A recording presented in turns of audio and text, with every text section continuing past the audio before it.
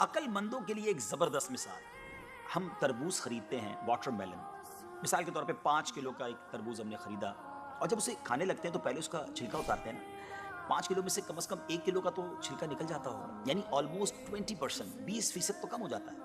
مگر کیا کبھی ہمیں افسوس ہوتا ہے اس کا؟ کیا ہم سوچتے ہیں کہ ہم نے تو تربوز چھلکے کے ساتھ خریدا ہے، چلو آج چھلکے کے ساتھ ہی کھا لیتے ہیں؟ ایسا نہیں کرتے نا. اسی طرح مالٹے کا بھی حال ہے کہ ہم خوشی خوشی سے اس کا چھلکا اتار دیتے ہیں، حالانکہ ہم نے چھلکے سمیت خریدا ہوتا ہے، مگر اس چھلکے کو پھینکتے ہوئے ہمیں کوئی تکلیف نہیں ہوتی.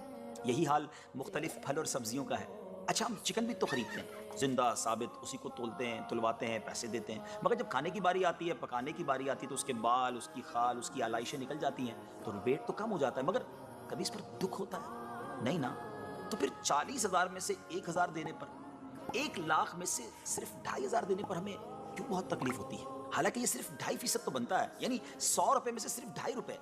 یہ تربوز